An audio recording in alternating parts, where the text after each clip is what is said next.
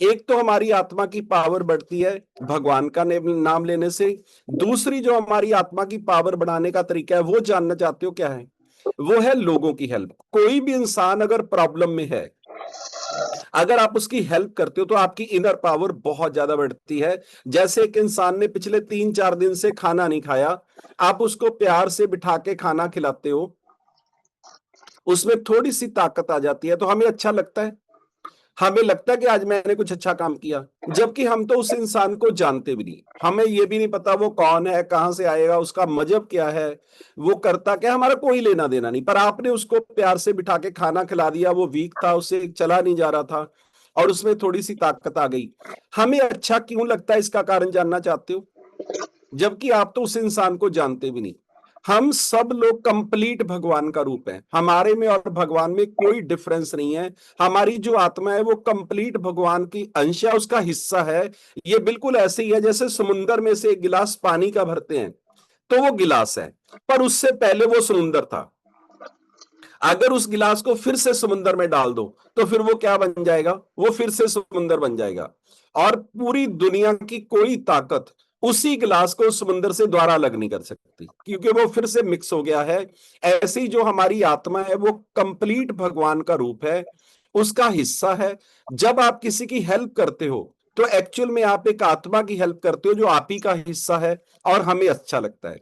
आप किसी की भी इस दुनिया में हेल्प करते हो तो आपको बहुत अच्छा फील होता है। तीसरा जो तरीका है हमारी आत्मा की पावर का, एक तो है भगवान का नाम, दूसरा है लोगों की हेल्प, तीसरा जो सबसे आसान और बढ़िया तरीका है वो जानना चाहते हो क्या है? वो है माँ बाप की सेवा। अगर आप सुबह उठ के अपने माँ बाप के दोनों पांव छू के माथे पे लगाते हो तो आप सोच भी नहीं सकते कि आपकी आत्मा की पावर कितनी ज्यादा बढ़ सकती है। आपको हमेशा लगेगा कोई स्पेशल शक्ति आपके साथ है। थोड़ा बहुत नुकसान हो जाएगा, आप घबराओगे नहीं। थोड़ा बहुत फायदा हो जाएगा तो आपको कोई खुशी नहीं होगी, आप नॉर्मल रहोगे। और माँ बाप का कर्जा इस दुनिया में कोई भी नहीं चुका सकता, क्योंकि हमारा जो जन्म होता है वो सिर्फ और सिर्फ माँ बाप की वजह से होता है। बहुत अनलकी लोग हैं जिनके घर पे माँ बाप दुखी हैं और वो गुरुद्वारे मंदिरों में घूम रहे हैं, 100% लाइफ जीरो है। आपको जिंदगी में कभी समझ नहीं आएगा मेरे को चाहिए कि, आपको लगेगा जब मेरा घर बन जाएगा फिर मैं खुश हो जाऊंगा, जब मेरे बच्चे पढ़ लिख जाएंगे फिर मैं खुश हो जाऊंगा, जब मेरे बच्चों की शादी अच्छे घर पे हो जाएगी फिर मैं खुश हो जाऊंगा, जब मेरी बहू अच्छी आ जाएगी फिर मैं खुश हो जाऊंगा, फिर आप बोलोगे मेरी बहू के घर पे बेटा हो जाए फिर मैं खुश हो जाऊंगा। लास्ट सांस तक आप यही करते रहोगे कि अगर ये हो गया तो फिर मैं खुश हो जाऊंगा। जो आपके साथ हो चुका होगा उसको आप भूल जाओगे, जो रहता होगा उसके लिए आप उम्मीद करते रहोगे। और जिस दिन आप इस दुनिया से जाओगे उस दिन भी आपको समझ नहीं आएगा कि आप खुश हुए कि नहीं हुए।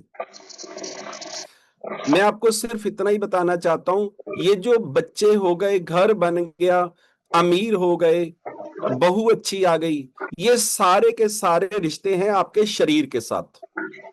वाइफ किसकी है? शरीर की। बच्चे किसके हैं? शरीर के। घर किसका है? शरीर का। आत्मा का इसके साथ कोई लेना देना नहीं है। जो हम सारे ये काम कर रहे हैं उससे हमारे शरीर को खुशी मिलती है और खुश करना चाहते हैं हम आत्मा को। यहां पे प्रॉब्लम है। यहां पे अगर आपको ये पॉइंट, आत्मा को जो खुशी मिलती है